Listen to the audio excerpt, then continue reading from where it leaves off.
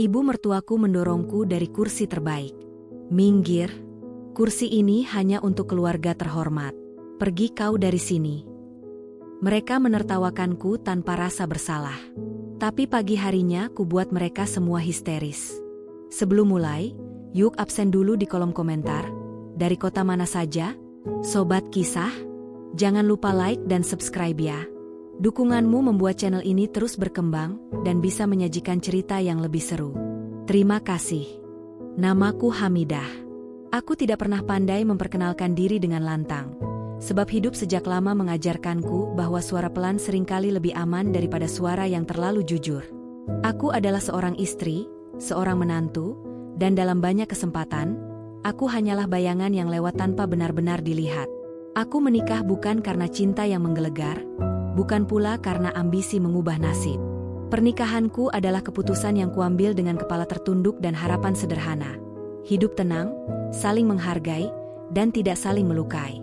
Namun sejak pertama kali melangkahkan kaki ke rumah keluarga suamiku, aku tahu harapan itu mungkin terlalu mahal untuk dimiliki. Rumah itu berdiri megah, dengan gerbang tinggi dan halaman luas yang selalu tampak bersih seolah tak pernah disentuh debu. Lampu-lampu gantung kristal berkilau seperti mata-mata yang mengawasi setiap gerakku. Di dalamnya, langkah kakiku selalu terdengar terlalu keras, sementara keberadaanku terasa terlalu kecil. Aku tinggal bersama keluarga suamiku sejak menikah. Katanya, itu tradisi. Menantu perempuan harus belajar menyesuaikan diri, memahami adat, dan tahu tempatnya. Kalimat terakhir itu seringkali diucapkan tanpa suara, tetapi terasa jelas dalam setiap tatapan ibu mertuaku. Ia perempuan yang anggun, selalu mengenakan pakaian mahal dengan wangi parfum yang menusuk hidung. Senyumnya tipis, dingin, dan jarang sekali benar-benar sampai ke mata. Setiap kali aku berdiri di dekatnya, aku merasa seperti noda kecil di kain sutra mahal, tidak cukup besar untuk dibersihkan, tetapi cukup mengganggu untuk terus diperhatikan. Suamiku, ia baik, setidaknya di awal. Atau mungkin aku yang terlalu ingin percaya bahwa kebaikan itu ada. Ia jarang membelaku secara terang-terangan. Bukan karena ia membenci, melainkan karena ia terbiasa diam. Diam adalah bahasa yang paling fasih ia kuasai sejak kecil. Dan tanpa sadar, bahasa itu ia wariskan padaku. Setiap hari aku bangun lebih pagi dari yang lain. Menyiapkan sarapan, memastikan rumah tetap rapi, dan menghindari kesalahan sekecil apapun. Kesalahan bagiku bukan hanya soal pekerjaan rumah, tetapi soal eksistensi.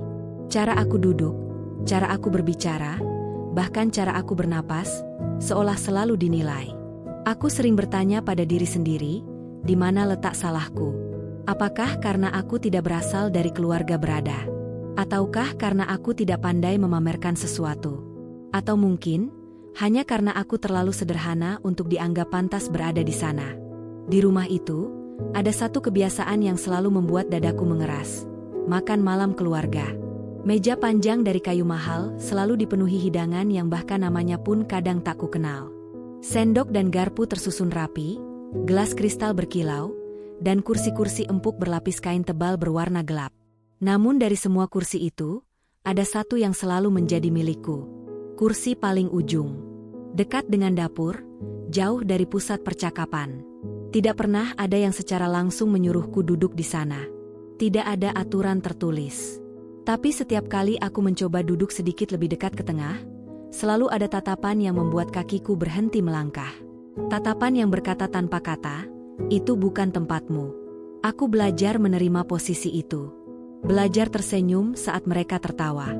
Belajar menunduk saat namaku disebut, hanya untuk dijadikan perbandingan.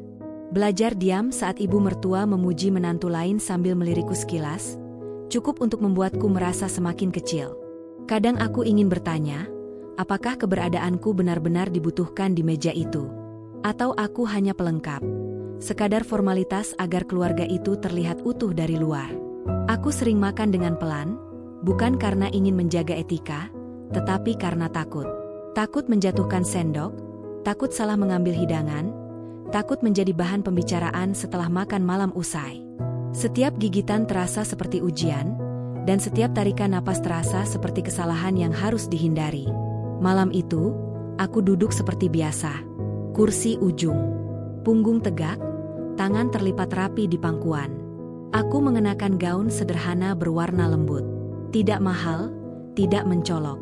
Aku memilihnya karena ingin merasa aman. Meski aku tahu, di rumah itu, rasa aman bukan sesuatu yang mudah dimiliki. Ibu mertua duduk di kursi utama.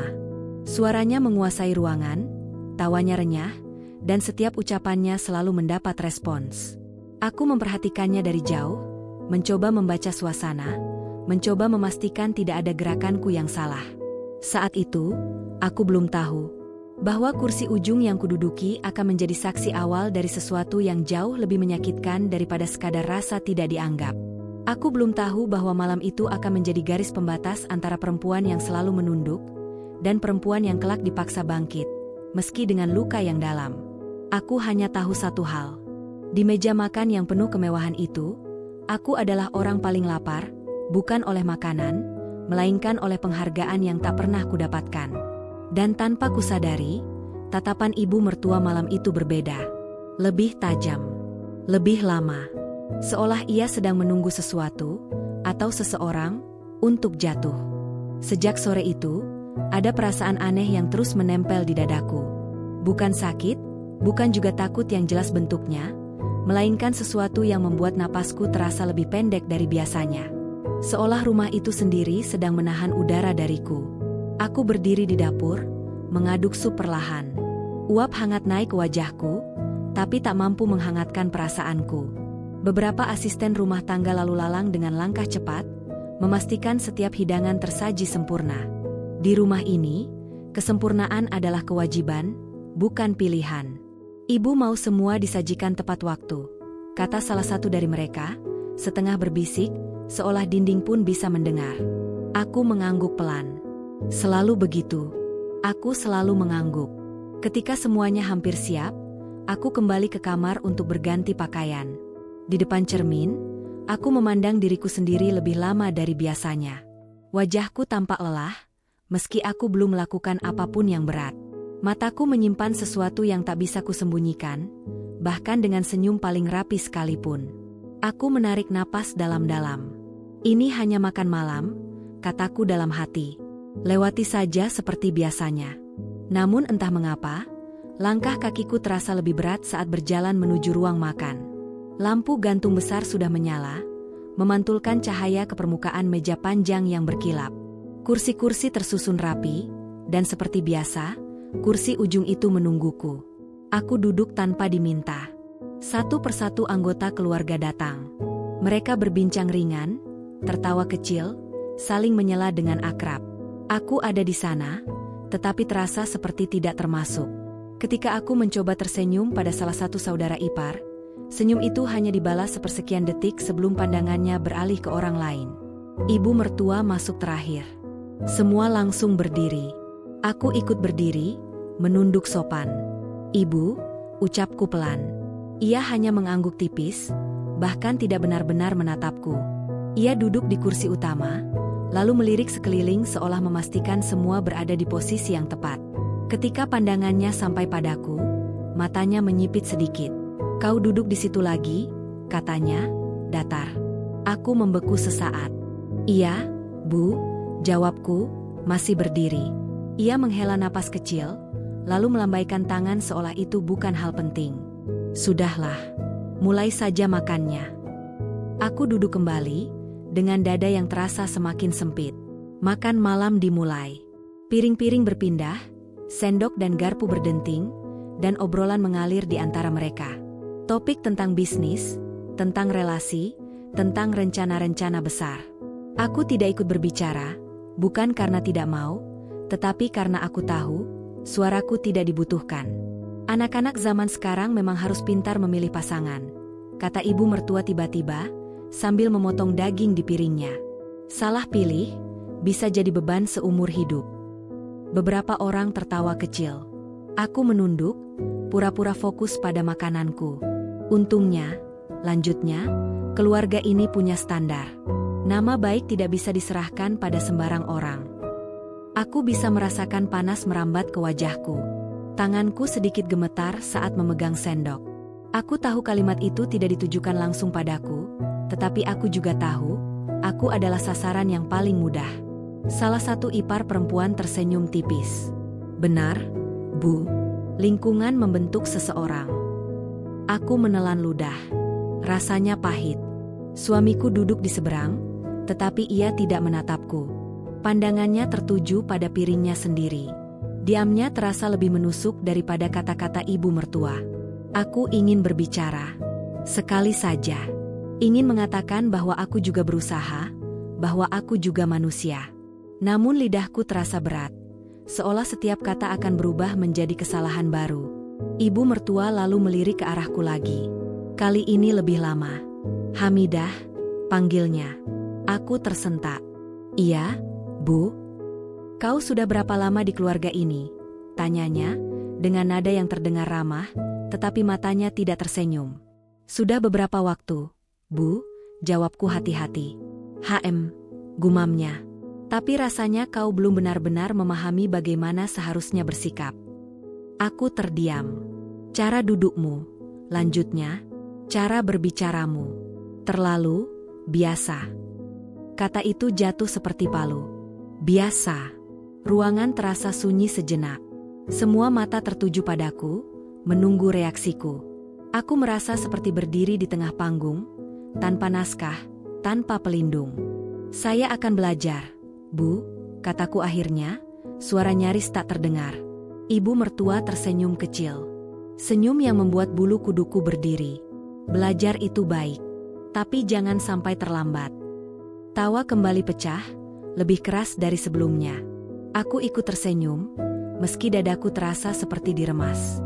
Makan malam berlanjut, tetapi bagiku, waktu terasa melambat. Setiap menit seperti 1 jam. Aku menghabiskan makanan dengan cepat, berharap semuanya segera selesai. Namun justru disitulah kesalahanku. Kau tidak suka masakannya? Tanya ibu mertua tiba-tiba. Aku terkejut. Bukan, Bu. Saya hanya... Kalau tidak suka, jangan dipaksakan, potongnya.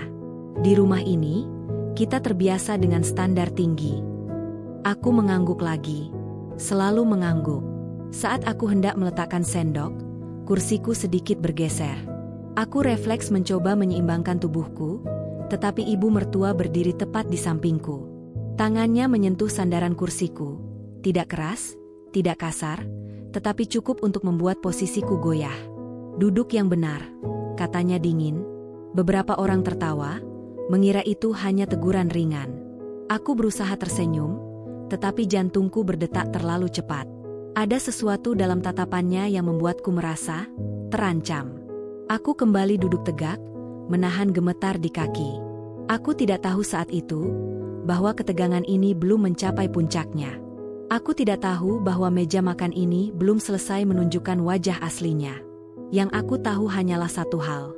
Makan malam di rumah ini bukan tentang makanan. Ini tentang siapa yang berhak duduk dengan kepala tegak, dan siapa yang harus belajar menelan rasa sakit sambil tersenyum. Dan malam itu, aku masih berada di kursi paling ujung. Belum jatuh. Belum dipermalukan secara terang-terangan. Namun sesuatu di udara berkata pelan, nyaris berbisik. Bersiaplah. Aku tidak pernah percaya firasat sebelum malam itu. Biasanya aku menganggapnya hanya pikiran berlebihan dari seseorang yang terlalu sering menyalahkan diri sendiri. Namun malam itu berbeda. Ada sesuatu yang terus berdenyut di pelipisku, seperti peringatan yang tak mampu kuartikan. Setelah makan malam hampir usai, suasana tidak juga mengendur. Piring-piring kosong mulai disingkirkan, tetapi percakapan justru semakin ramai. Topik bergeser dari bisnis ke kehidupan pribadi, dari rencana besar ke urusan sepele yang entah mengapa selalu bisa menyeret namaku masuk ke dalamnya. Aku tetap duduk di kursi ujung. Punggungku mulai pegal, tetapi aku tidak berani bergerak terlalu banyak. Aku belajar bahwa di rumah ini, gerakan kecil bisa diartikan sebagai sikap tidak sopan. Ibu mertua masih berdiri, berbincang dengan salah satu kerabat. Sesekali ia melirik ke arahku, dan setiap kali itu terjadi, dadaku terasa semakin berat. Tatapan itu tidak lagi sekadar dingin. Ada sesuatu yang lebih gelap di sana, sesuatu yang seolah sedang menunggu waktu. Hamidah, panggilnya lagi. Aku menoleh cepat. Iya, Bu. Kau tidak ikut membantu membereskan meja, Tanyanya, dengan alis sedikit terangkat. Aku terkejut. Biasanya asisten rumah tangga yang mengurus semuanya. Namun aku segera berdiri. Saya bantu, Bu. Aku melangkah ke samping meja, mengumpulkan piring dengan hati-hati. Setiap langkah terasa diawasi. Aku bisa mendengar bisik-bisik kecil, tawa tertahan, dan nada suara yang sengaja dipelankan. Kau tahu, kata ibu mertua tiba-tiba, suaranya cukup keras untuk didengar semua orang. Perempuan itu terlihat dari caranya melayani. Tanganku berhenti sesaat. Aku menarik napas, lalu melanjutkan. Kalau dari awal sudah terbiasa hidup susah, lanjutnya, biasanya akan sulit menyesuaikan diri dengan lingkungan yang lebih tinggi. Beberapa tawa pecah.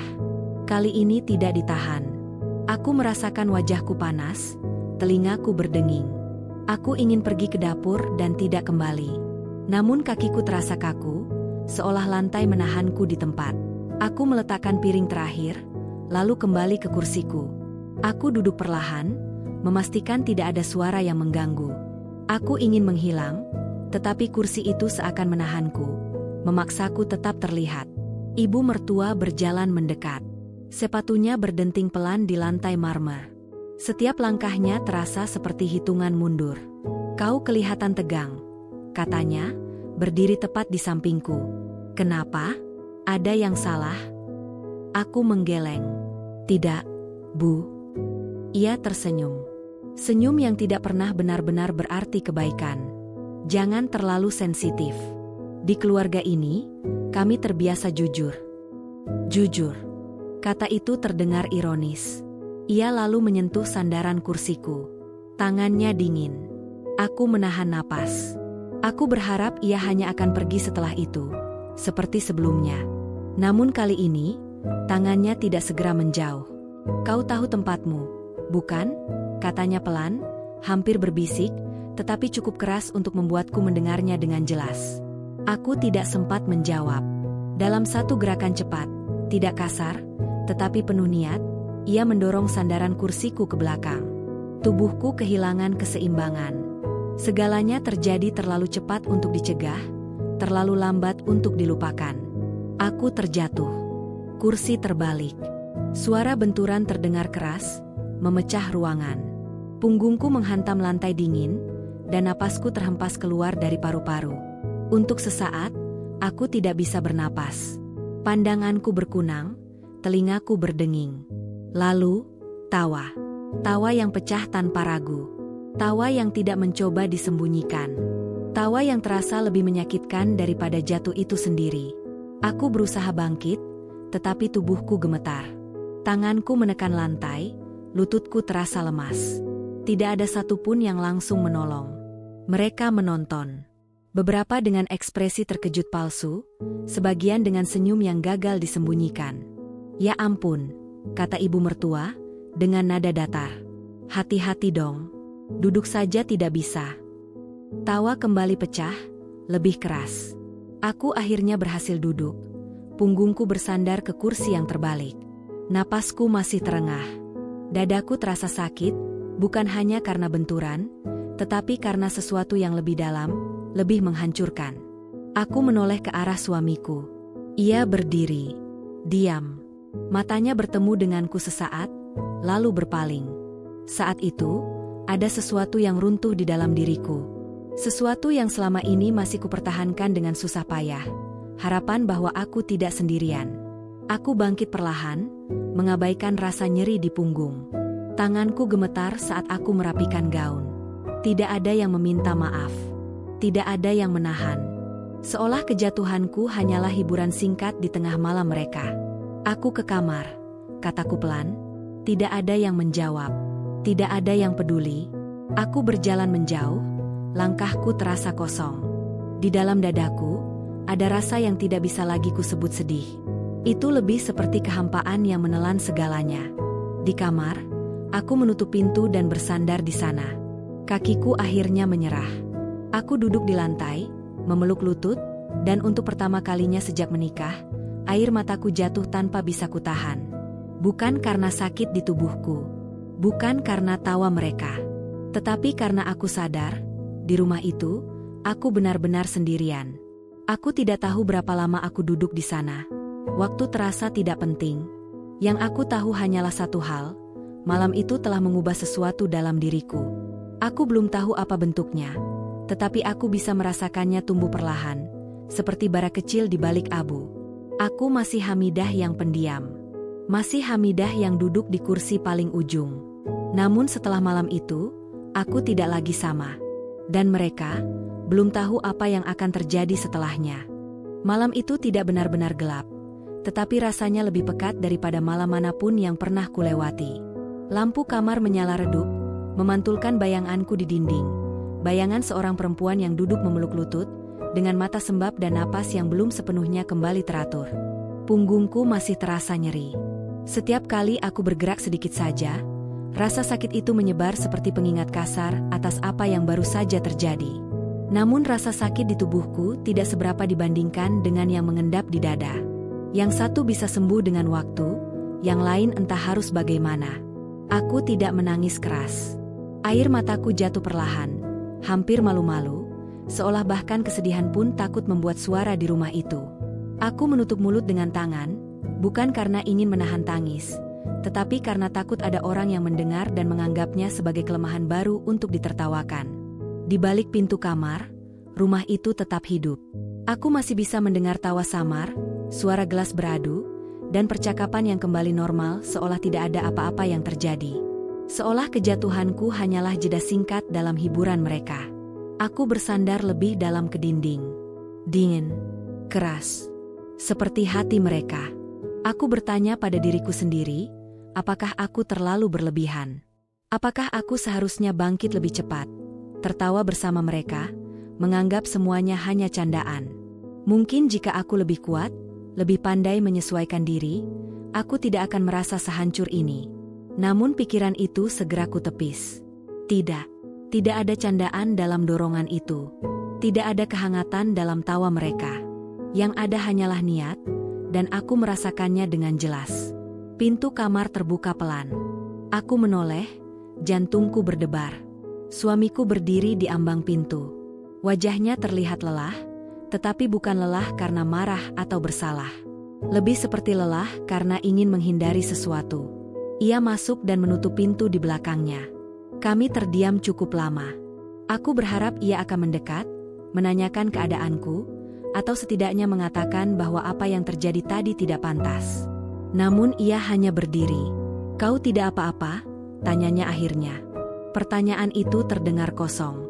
Seperti formalitas yang harus diucapkan agar ia bisa mengatakan bahwa ia sudah berusaha. Aku mengangguk pelan. Iya. Ia menghela napas. "Ibu memang begitu. Kau jangan dimasukkan ke hati." Kalimat itu jatuh lebih keras daripada dorongan kursi. Jangan dimasukkan ke hati. Aku menatapnya. Ingin bertanya apakah ia benar-benar melihat apa yang terjadi. Ingin bertanya apakah ia sadar bahwa istrinya dipermalukan di depan keluarganya sendiri. Namun kata-kata itu berhenti di tenggorokanku. "Kalau kau terus seperti ini," lanjutnya, "keadaan akan semakin sulit." Aku tersenyum tipis, pahit. Terus seperti ini yang mana? Diam? Menunduk? Atau jatuh dan tidak tertawa? "Aku capek," katanya lagi, lalu duduk di tepi ranjang. "Jangan buat masalah." Masalah? Aku yang jatuh. Aku yang ditertawakan. Dan aku yang disebut masalah.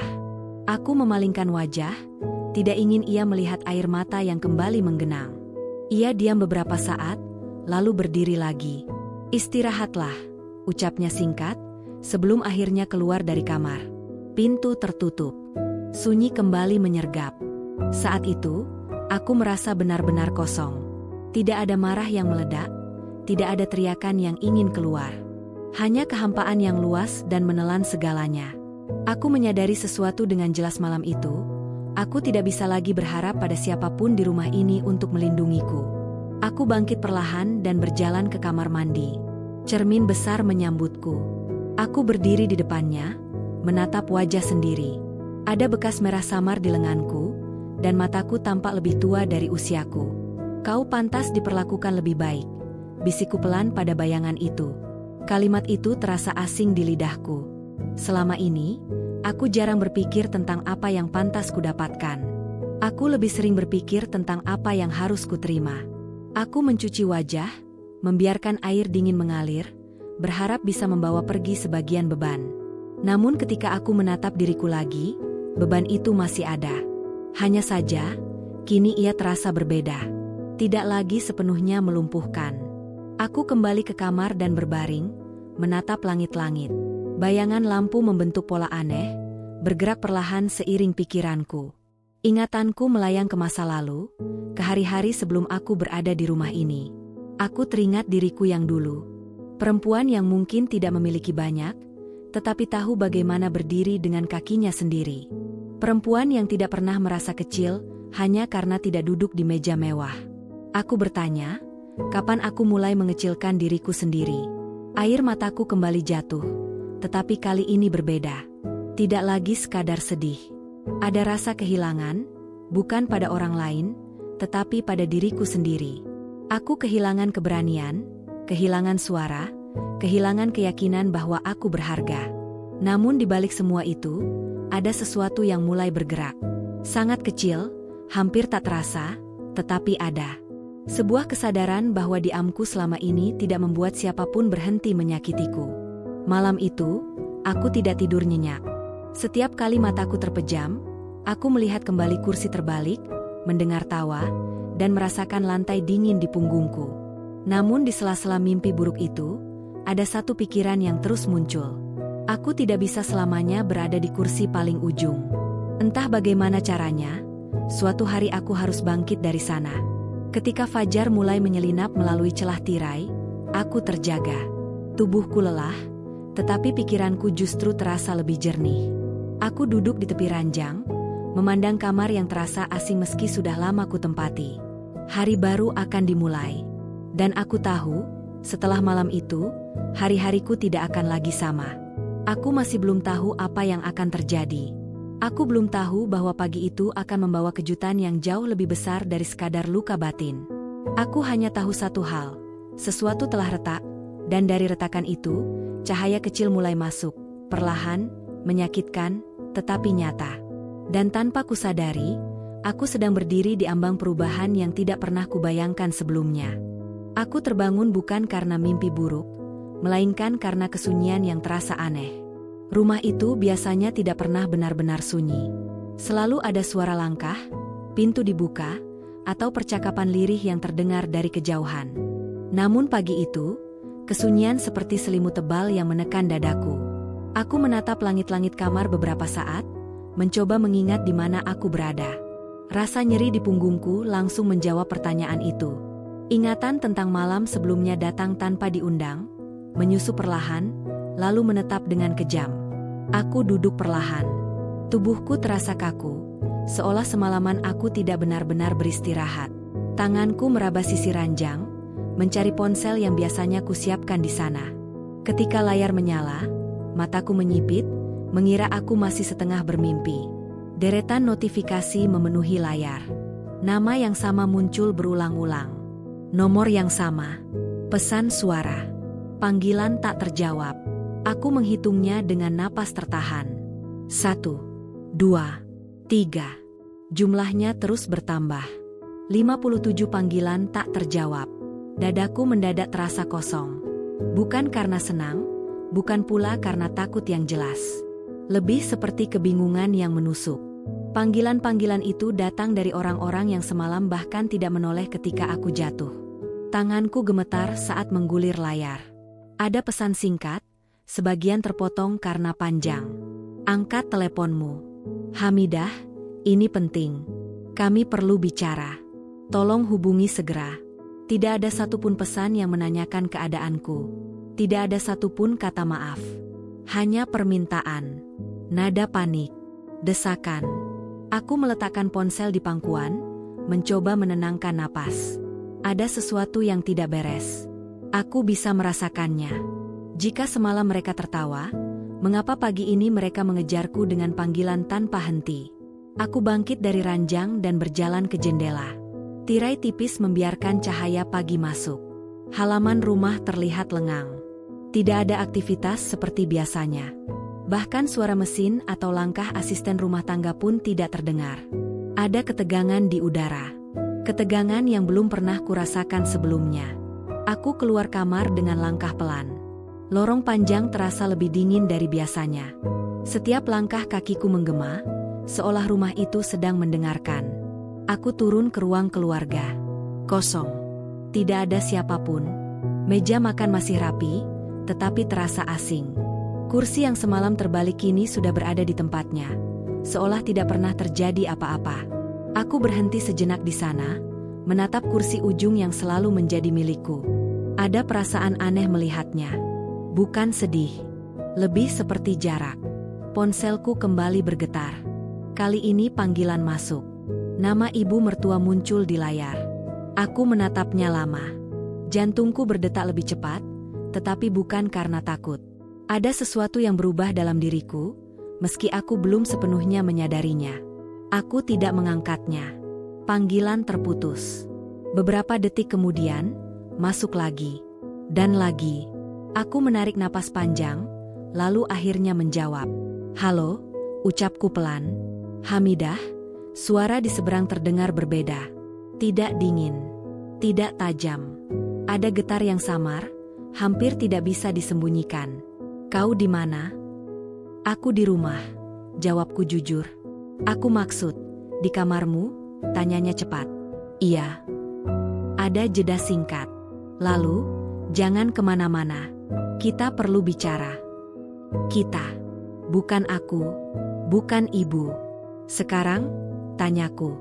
Iya, jawabnya singkat, lalu panggilan ditutup. Aku menurunkan ponsel perlahan. Tanganku masih gemetar, tetapi bukan lagi karena perasaan tertekan seperti sebelumnya.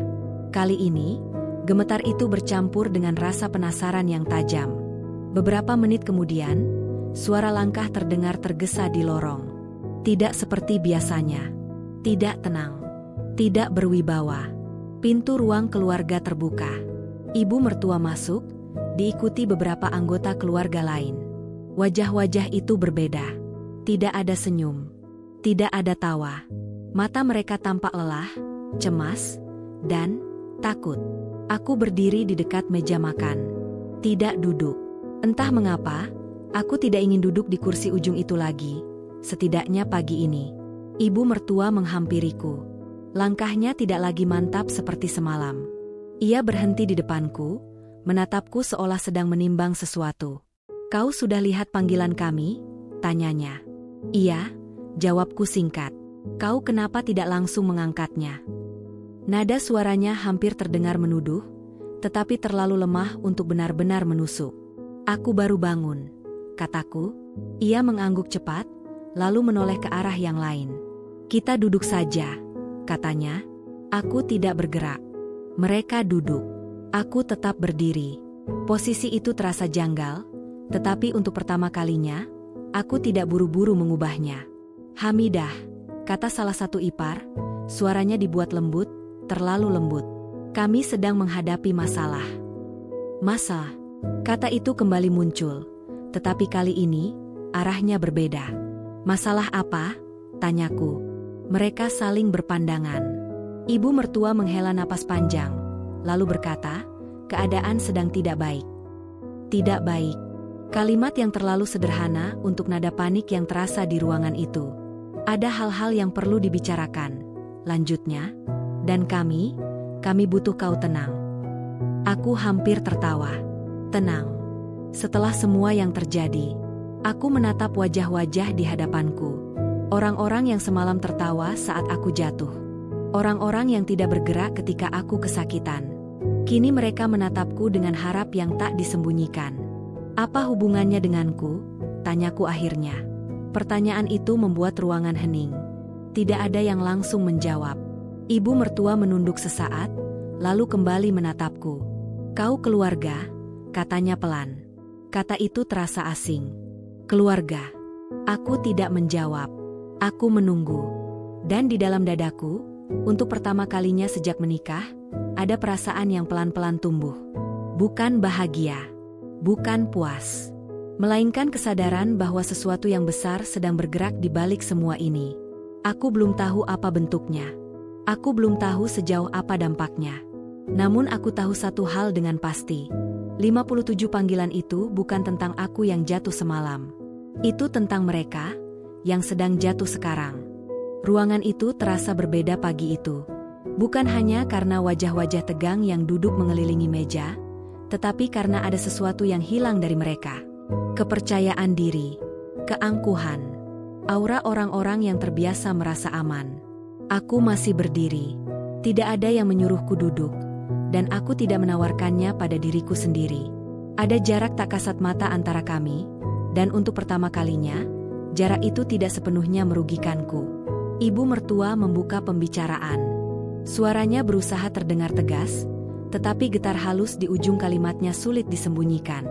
Keadaan perusahaan sedang tidak stabil, katanya. Tidak stabil. Aku hampir tersenyum pahit. Kata itu terdengar terlalu ringan untuk ketegangan yang menyesakkan udara.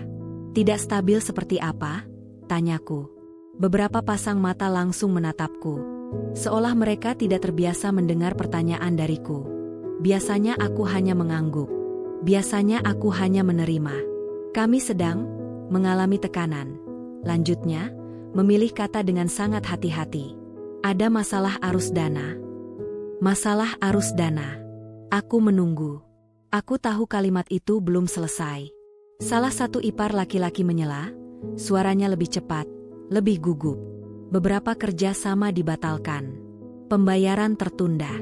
Ada kewajiban yang jatuh tempo. Jatuh tempo.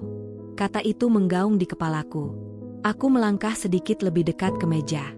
Dan ibu mertua menghela napas panjang. Kali ini tidak dibuat-buat. Dan kami kesulitan. Kalimat itu akhirnya diucapkan. Pendek, tetapi berat. Aku melihat tangannya mengepal di atas meja. Kuku-kukunya menekan telapak seolah menahan sesuatu yang ingin runtuh. Aku tidak langsung bereaksi. Aku memandangi satu persatu wajah di hadapanku. Wajah yang semalam dipenuhi tawa. Wajah yang menatapku dari atas. Kini mereka menunduk, menghindari tatapanku, atau menatapku dengan harap yang tidak disamarkan. Apa yang kalian inginkan dariku? Tanyaku pelan. Keheningan kembali turun. Kali ini lebih panjang. Kami hanya ingin bicara, kata ibu mertua akhirnya. Sebagai keluarga. Kata itu lagi, keluarga. Aku menarik napas dalam. Semalam aku juga keluarga, kataku, tanpa meninggikan suara. Tapi aku didorong dan ditertawakan. Tidak ada yang menyela, tidak ada yang membantah. Keheningan itu menjadi jawaban paling jujur yang pernah kuterima dari mereka. Itu hanya kesalahpahaman, ucap ibu mertua cepat. Aku menatapnya. Kesalahpahaman yang membuatku jatuh ke lantai. Ia terdiam. Aku melanjutkan, masih dengan suara pelan, tetapi setiap kata terasa jelas. Atau tawa itu juga kesalahpahaman? Salah satu ipar perempuan menggigit bibirnya. Yang lain menunduk lebih dalam. Tidak ada yang berani mengangkat kepala. Hamidah, kata ibu mertua, kali ini lebih rendah. Sekarang bukan waktunya membahas itu. Aku mengangguk pelan. Baik. Aku berhenti sejenak, lalu berkata, lalu kapan? Ia menatapku. Untuk pertama kalinya sejak aku mengenalnya, tidak ada jawaban di matanya. Aku melangkah ke kursi ujung. Bukan untuk duduk, tetapi untuk menariknya sedikit keluar. Suara gesekan kaki kursi dengan lantai terdengar jelas di ruangan yang sunyi. Silakan lanjutkan, kataku. Ibu mertua menelan ludah. Kami membutuhkan dukungan. Dukungan. Kata yang biasanya hanya satu arah. Dukungan seperti apa? Tanyaku. Ia ragu sejenak, lalu berkata, kami mendengar kau memiliki simpanan. Aku mengangkat alis tipis. Mendengar dari siapa? Ia tidak menjawab. Apakah kalian pernah bertanya padaku sebelumnya? Lanjutku. Atau kalian hanya mendengar, lalu menyimpulkan? Salah satu ipar mencoba tersenyum, senyum yang terlalu dipaksakan. Ini demi kebaikan bersama. Aku menatapnya lama. Kebaikan siapa?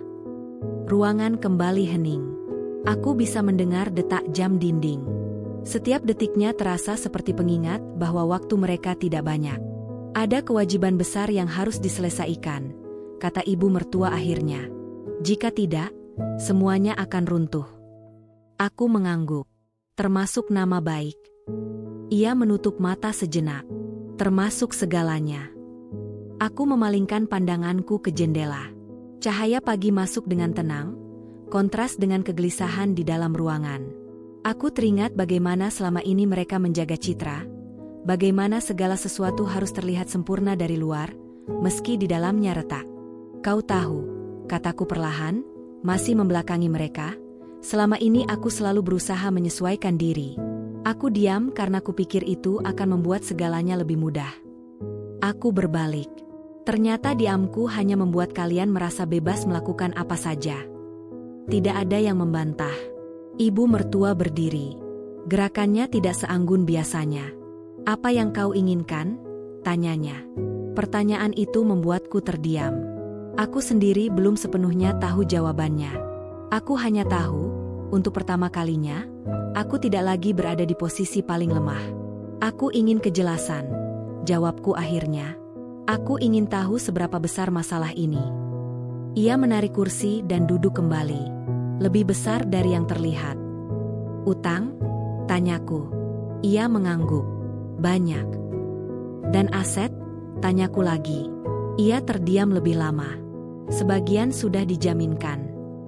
Kalimat itu jatuh seperti palu terakhir. Kini semuanya masuk akal. Kepanikan. Panggilan tak terjawab. Nada suara yang berubah. Mereka bukan hanya butuh dukungan. Mereka sedang tenggelam. Aku merasakan sesuatu bergetar di dalam diriku. Bukan senang, bukan puas. Lebih seperti kesedihan yang bercampur ironi. Orang-orang yang selama ini berdiri di atas kepalaku ternyata rapuh. Kau satu-satunya yang masih punya ruang, kata ibu mertua, suaranya hampir berbisik. Kami butuh bantuanmu. Kata itu akhirnya diucapkan. Bantuan. Bukan perintah. Bukan sindiran. Permohonan. Aku menatapnya lama. Wajah yang semalam menatapku dengan jijik kini memohon dengan mata yang sama. Aku menyadari betapa cepat posisi bisa berubah. Aku perlu waktu, kataku. Ia mengangguk cepat. Tentu. Aku melangkah pergi dari ruangan itu, meninggalkan mereka dalam keheningan. Langkah kakiku terasa lebih mantap dari sebelumnya. Namun di dalam dadaku, badai mulai terbentuk. Aku tahu, apapun keputusan yang akan kuambil, tidak ada jalan kembali. Dan aku juga tahu, mereka belum sepenuhnya menyadari satu hal penting. Selama ini, aku memang duduk di kursi paling ujung. Namun bukan berarti aku tidak melihat apapun. Dan mulai hari itu, permainan telah berubah. Aku mengurung diri di kamar sepanjang siang itu. Bukan karena takut, bukan pula karena ingin menghindar, melainkan karena pikiranku terlalu penuh untuk dibagi dengan siapapun. Setelah percakapan di ruang makan tadi pagi, rumah itu terasa semakin sempit, seolah dinding-dindingnya mendekat perlahan. Aku duduk di tepi ranjang, memandangi tas kecil yang kusimpan di sudut lemari. Tidak banyak orang yang tahu isinya. Bahkan suamiku pun tidak pernah benar-benar bertanya. Selama ini, aku membiarkan semua orang percaya pada apa yang ingin mereka percayai tentang diriku. Bahwa aku perempuan sederhana. Bahwa aku menikah demi hidup yang lebih layak. Bahwa aku bergantung pada keluarga ini. Aku tersenyum tipis. Seandainya mereka tahu. Tanganku meraih tas itu dan menariknya ke pangkuan.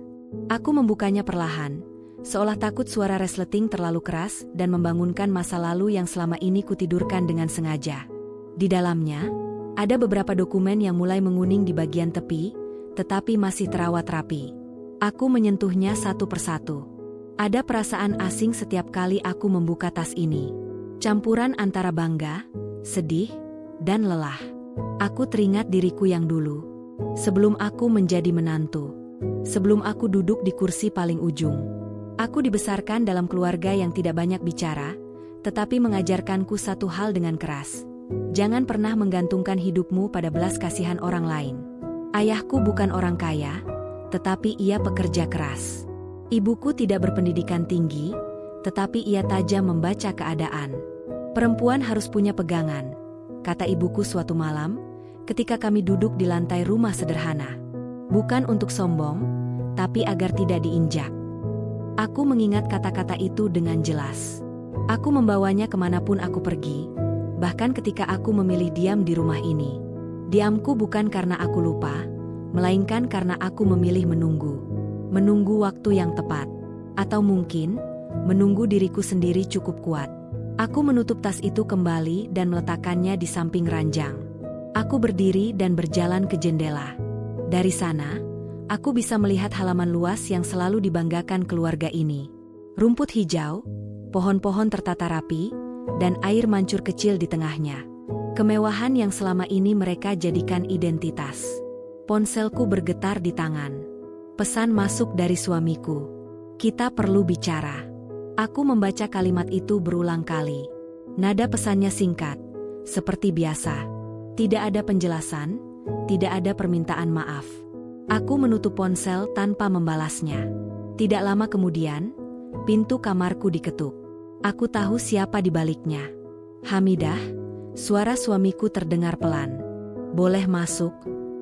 Aku tidak langsung menjawab.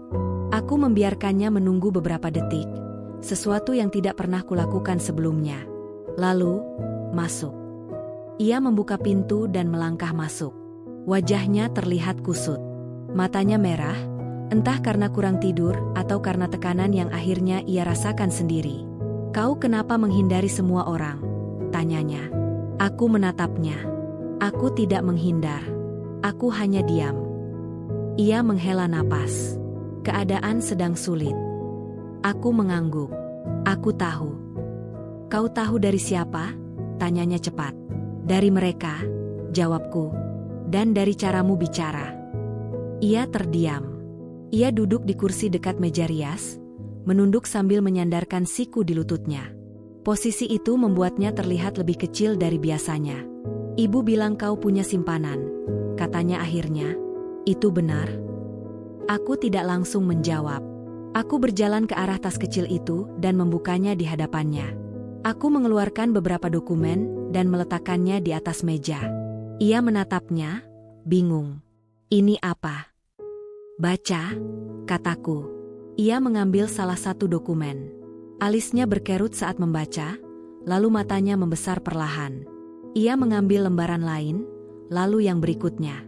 Tangannya mulai gemetar. Kau? Suaranya tercekat. Sejak kapan?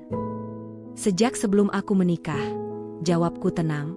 Ia mengangkat wajahnya, menatapku dengan campuran kaget dan tidak percaya. Kenapa kau tidak pernah bilang? Aku tersenyum tipis. Kau tidak pernah bertanya. Ia membuka mulut, lalu menutupnya lagi. Tidak ada sanggahan yang cukup kuat untuk membantah kalimat itu. Jadi selama ini, ia mengusap wajahnya. Selama ini kau membiarkan mereka. Menganggapku tidak punya apa-apa, potongku. Iya. Kenapa? Tanyanya, hampir berbisik. Aku menatapnya lama. Karena aku ingin tahu bagaimana caranya mereka memperlakukanku saat mereka merasa lebih tinggi. Ia terdiam. Aku bisa melihat penyesalan di wajahnya, tetapi juga rasa bersalah yang datang terlambat. Aku tidak menyangka keadaannya akan separah ini, katanya. Aku juga tidak, jawabku jujur. Tapi aku menyangka suatu hari mereka akan membutuhkanku. Hanya saja, aku tidak menyangka caranya sekejam ini. Ia berdiri dan mendekatiku. Aku minta maaf. Kata itu terdengar kecil. Terlalu kecil untuk semua yang telah terjadi, tetapi setidaknya, itu akhirnya diucapkan. Aku tidak tahu harus bagaimana. Lanjutnya, mereka terdesak. Aku mengangguk pelan. Aku tahu. Kau bisa membantu, katanya, dengan nada yang nyaris memohon. Aku menatapnya. Dan setelah itu, ia terdiam. Setelah aku membantu, lanjutku, apakah aku akan tetap didorong dari kursi? Tetap ditertawakan? Ia menggeleng cepat. Tidak. Aku akan pastikan. Seperti kau memastikan semalam? Tanyaku lembut. Ia menunduk. Bahunya jatuh. Aku melangkah menjauh, kembali ke jendela. Aku tidak mengatakan aku tidak akan membantu, kataku akhirnya. Aku hanya ingin mereka tahu satu hal. Apa? Tanyanya. Aku berbalik. Bahwa aku bukan perempuan yang bisa diinjak lalu dimintai tolong, seolah tidak pernah terjadi apa-apa. Ia mengangguk pelan. Aku akan bicara pada ibu. Bicaralah, jawabku. Aku akan mendengarkan. Tapi kali ini, dengan caraku. Ketika ia keluar dari kamar, aku kembali duduk di tepi ranjang. Jantungku berdetak cepat, bukan karena takut, melainkan karena sesuatu yang lain. Ada kekuatan yang selama ini kutahan, kini mulai mengalir bebas. Aku tahu, langkahku selanjutnya akan menentukan segalanya. Aku tahu, setelah ini, mereka tidak akan pernah memandangku dengan cara yang sama.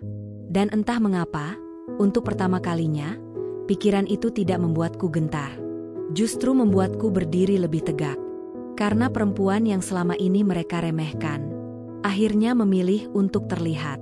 Sore itu, aku turun ke ruang tamu bukan sebagai menantu yang menunduk, melainkan sebagai perempuan yang sadar akan posisinya.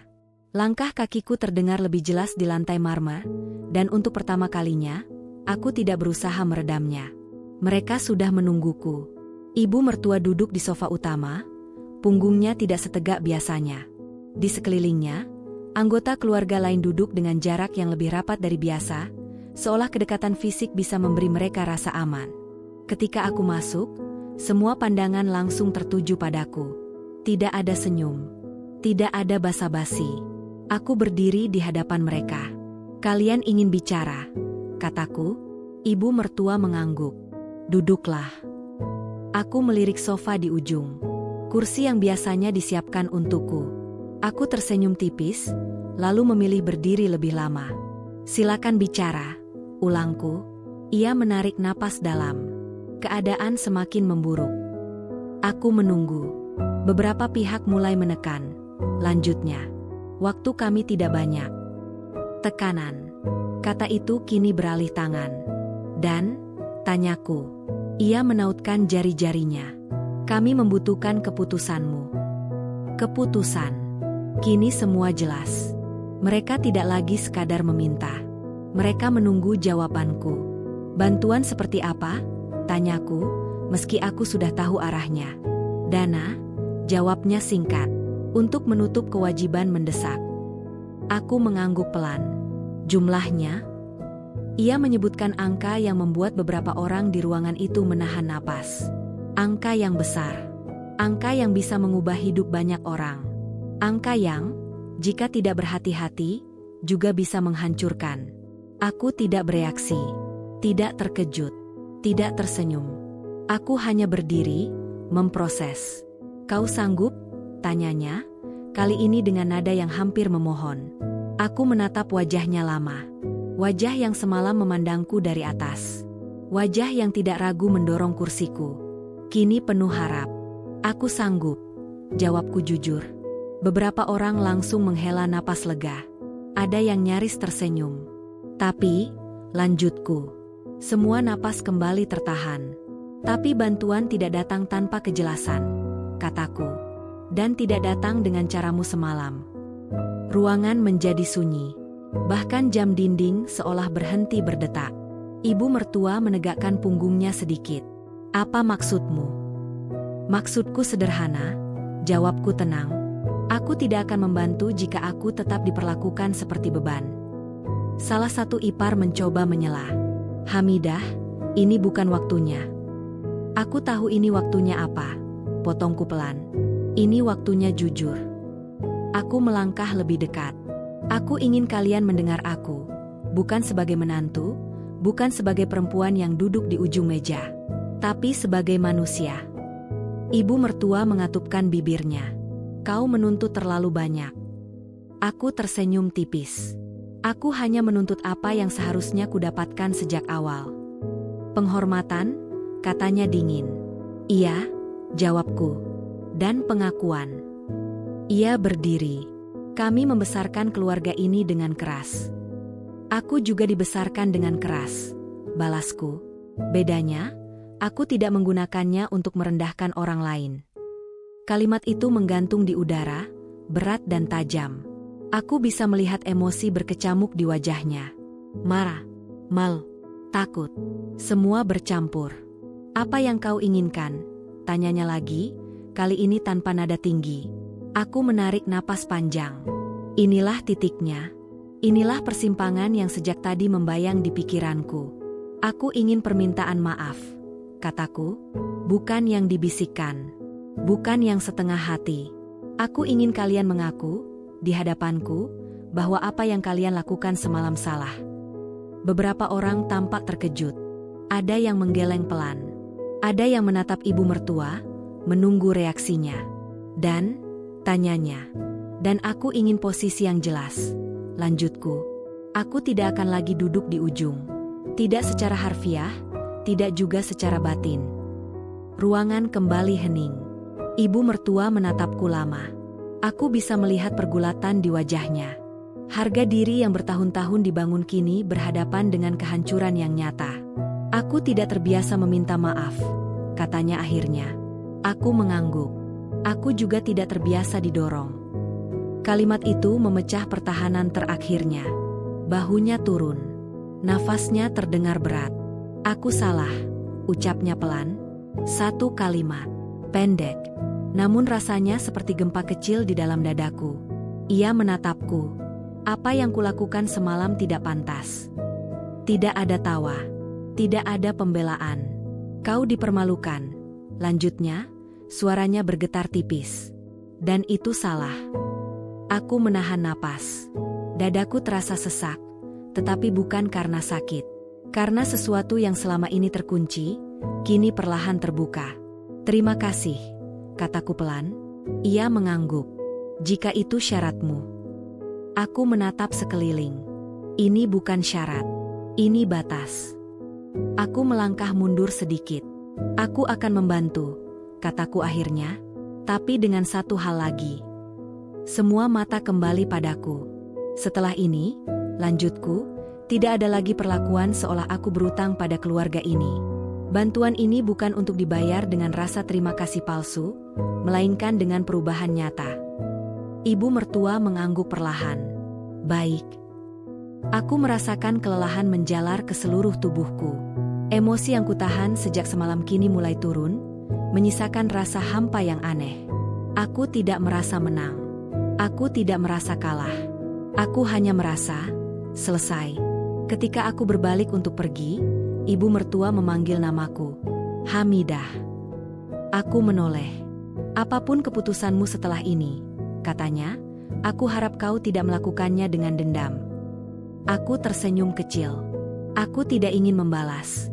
Bu, aku hanya tidak ingin lagi menghilang. Aku meninggalkan ruangan itu dengan langkah pelan. Di dalam dadaku, konflik masih berdesir, tetapi kini arahnya jelas. Aku memilih menolong, bukan karena mereka pantas, tetapi karena aku pantas menjadi versi diriku yang utuh. Namun aku tahu, konsekuensi dari pilihanku belum selesai. Bantuan hanyalah awal. Setelah ini, hubungan kami tidak akan pernah sama. Dan di balik keputusan yang tampak tenang itu, aku tahu satu hal dengan pasti. Aku tidak lagi hidup di antara ketakutan dan penghinaan. Aku hidup dengan kesadaran. Dan itu jauh lebih berbahaya daripada dendam. Aku duduk sendiri di ruang keluarga kecil di lantai atas, tempat yang jarang digunakan siapapun. Lampunya redup. Hanya satu bohlam kuning yang menggantung seperti bulan lelah. Aku memilih tempat itu karena di sanalah aku bisa bernapas tanpa perlu menjadi apapun. Bukan menantu. Bukan istri. Hanya aku. Keputusan yang kuambil sore tadi terasa ringan saat diucapkan, tetapi berat ketika mulai menetap di dada. Aku membantu mereka, iya, tapi bantuan itu bukan akhir dari masalah. Ia justru membuka pintu lain yang selama ini tertutup rapat. Pintu kejujuran. Langkah kaki terdengar mendekat. Aku tidak menoleh. Aku tahu itu siapa. Suamiku berdiri di ambang pintu cukup lama sebelum akhirnya duduk di seberangku. Tidak terlalu dekat. Tidak terlalu jauh. Jarak yang mencerminkan hubungan kami akhir-akhir ini. Kau benar-benar melakukannya, katanya akhirnya. Aku mengangguk pelan. Iya. Ia menghela napas. Ibu bilang kau mengajukan syarat. Aku tersenyum kecil. Aku menetapkan batas. Ia menatapku. Ada sesuatu di matanya yang sulit kubaca. Campuran lega, takut, dan mungkin tersinggung. Kau membuat semuanya rumit, katanya. Aku menoleh perlahan. Atau selama ini memang rumit, hanya saja aku diam. Ia terdiam. Kau tahu, lanjutku, suaraku tetap rendah, aku bisa saja langsung mentransfer semuanya tanpa bicara apapun. Mereka pasti akan tertawa lagi, memujiku di depan, meremehkanku di belakang. Itu bukan maksud mereka, bantahnya cepat. Aku tersenyum, kali ini tanpa humor. Kau yakin? Atau kau hanya terbiasa menutup mata? Kalimat itu membuatnya gelisah. Ia mengusap wajahnya, lalu bersandar ke kursi. Aku berada di tengah, katanya lelah. Mereka keluargaku. Aku istrimu, jawabku. Dan selama ini aku sendirian di tengah mereka. Sunyi kembali menyelimuti kami. Tidak ada teriakan. Tidak ada tangis. Justru itu yang membuat semuanya terasa lebih menyakitkan. Aku malu, katanya akhirnya, hampir berbisik. Aku menatapnya. Malu karena apa? Malu karena aku membiarkan mereka memperlakukanmu seperti itu, jawabnya jujur. Dan malu karena aku baru sadar saat semuanya hampir runtuh. Aku menunduk. Kata-kata itu seharusnya menghangatkan. Tapi entah kenapa, hatiku justru terasa dingin. Kesadaran yang datang karena krisis, kataku pelan, selalu terasa terlambat. Ia tidak menyangkal. Malam semakin larut. Aku kembali ke kamar sendirian. Ia tidak mengikutiku. Dan untuk pertama kalinya, aku tidak memintanya. Keesokan harinya, rumah itu berubah. Nada bicara menjadi lebih sopan. Tatapan menjadi lebih hati-hati. Tidak ada lagi perintah tanpa imbuhan kata tolong. Tidak ada lagi tawa yang terlalu keras saat aku masuk ruangan. Perubahan yang cepat. Terlalu cepat. Aku tahu, ini bukan sepenuhnya tulus. Ini adalah rasa takut yang menyamar sebagai penghormatan. Ibu mertua beberapa kali berusaha mengajakku bicara. Tentang hal-hal kecil. Tentang cuaca. Tentang masakan. Tentang apapun selain yang sebenarnya ingin ia katakan. Aku menanggapi seperlunya. Tidak dingin. Tidak hangat. Di dalam hatiku, ada tembok baru yang perlahan berdiri. Bukan untuk menyerang, melainkan untuk melindungi. Namun konsekuensi terbesar tidak datang dari mereka. Ia datang dari suamiku. Hubungan kami berubah arah. Ia menjadi lebih pendiam. Lebih sering menghindar. Seolah keputusanku bukan hanya mengguncang keluarganya, tetapi juga harga dirinya sebagai anak dan sebagai laki-laki. Suatu malam, ia berkata, "Kau sekarang berbeda." Aku menatapnya. Aku sekarang jujur. Itu membuatku merasa kecil, katanya tanpa menatapku. Aku terdiam. Untuk pertama kalinya, aku menyadari bahwa keberanianku menuntut keadilan telah membuka luka lain. Luka yang tidak pernah kami bicarakan. Aku tidak bermaksud menjatuhkanmu, kataku pelan. Aku tahu, jawabnya. Tapi aku juga tidak tahu bagaimana berdiri di sampingmu tanpa merasa mengkhianati mereka. Kalimat itu menghantamku lebih keras daripada dorongan kursi semalam. Berarti selama ini, aku memang sendirian. Hari-hari berikutnya berjalan seperti orang-orang yang berusaha berpura-pura normal. Bantuan mulai digunakan. Masalah keuangan perlahan ditutup. Wajah-wajah tegang mulai tersenyum kembali. Tapi sesuatu telah berubah secara permanen. Aku tidak lagi berusaha menyenangkan. Tidak lagi mencari validasi. Aku melakukan bagianku, lalu mundur satu langkah. Dan dari kejauhan itu, aku melihat segalanya lebih jelas.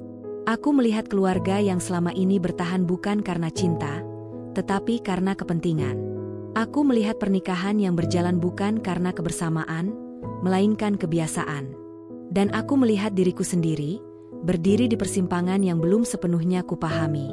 Suatu pagi, saat aku bercermin, aku bertanya dalam hati, apakah aku masih ingin tinggal di sini? Pertanyaan itu tidak menuntut jawaban cepat, tapi ia tumbuh, mengakar, mengisi ruang-ruang kosong yang dulu kututup dengan kesabaran.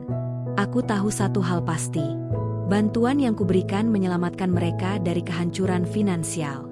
Namun kejujuran yang kutuntut membuka kehancuran yang lain. Dan kini, aku harus memutuskan, apakah aku akan memperbaiki dari dalam, Atau melangkah pergi sebagai perempuan yang akhirnya memilih dirinya sendiri. Aku selalu mengira pulang berarti kembali ke sebuah rumah. Ternyata aku keliru. Pulang adalah ketika aku tidak lagi merasa asing di dalam tubuhku sendiri. Pagi itu, cahaya matahari masuk melalui celah tirai kamar, jatuh tepat di lantai. Aku duduk di tepi ranjang, memandangi koper kecil yang terletak di sudut ruangan. Isinya tidak banyak. Beberapa potong pakaian, buku catatan lama, dan keberanian yang baru saja kutemukan. Tidak ada tangis, tidak ada kepanikan, hanya keheningan yang jujur. Keputusan itu tidak lahir semalam. Ia tumbuh sejak tawa pertama yang merendahkanku. Ia menguat sejak dorongan kursi itu. Dan ia menjadi utuh ketika aku sadar. Bahkan setelah aku menolong mereka, aku tetap sendirian. Suamiku berdiri di ambang pintu. Wajahnya terlihat lebih tua dari terakhir kali aku benar-benar menatapnya. Matanya menyimpan banyak kata yang tak pernah keluar. "Kau akan pergi," katanya, bukan bertanya. Aku mengangguk. "Untuk sementara," tambahku, "aku perlu ruang." Ia menelan ludah. "Apa aku kehilanganmu?" Pertanyaan itu sederhana, tetapi jawabannya tidak. "Kau kehilangan versi diriku yang selalu mengalah," kataku pelan. "Yang ini, aku masih belajar menjaganya." Ia mendekat selangkah. "Aku bisa berubah." Aku menatapnya lama. Aku tahu. Tapi aku tidak bisa menunggu perubahan sambil terus menghilang. Kami terdiam. Tidak ada drama. Tidak ada tuduhan. Justru itu yang membuat perpisahan itu terasa nyata. Aku berjalan melewatinya. Melewati lorong panjang yang dulu selalu kutapaki dengan kepala tertunduk. Kali ini, punggungku tegak. Nafasku teratur. Di ruang tamu, ibu mertua duduk sendiri. Tangannya gemetar saat memegang cangkir teh. "Kau pergi," katanya lirih. "Iya," jawabku sopan. Ia menatapku dengan mata yang tidak lagi tajam. "Kami masih membutuhkanmu." Aku tersenyum kecil. "Kalian sudah kubantu." "Bukan soal uang," katanya cepat. Aku mengangguk. "Justru itu." Ia terdiam. Untuk pertama kalinya, aku melihatnya sebagai perempuan tua yang takut kehilangan kendali. "Aku minta maaf," katanya lagi. "Kali ini, aku percaya ia sungguh-sungguh." "Terima kasih," jawabku. "Maafmu tidak sia-sia. Tapi aku tetap harus pergi." Ia tidak menahanku. Aku melangkah keluar rumah itu dengan koper kecil dan hati yang besar. Udara pagi terasa berbeda. Lebih ringan. Lebih jujur. Aku menumpang di rumah seorang teman lama. Bukan tempat mewah. Bukan rumah besar. Tapi setiap sudutnya terasa ramah. Tidak ada tatapan menilai. Tidak ada kursi yang disiapkan di ujung. Hari-hari berikutnya aku lalui dengan sederhana. Aku kembali menulis. Kembali membaca. Kembali mendengarkan diriku sendiri. Aku tertawa tanpa takut salah. Aku diam tanpa merasa bersalah. Telepon dari keluarga itu sesekali masuk. Aku menjawab seperlunya. Dengan sopan. Dengan jarak. Suamiku datang suatu sore.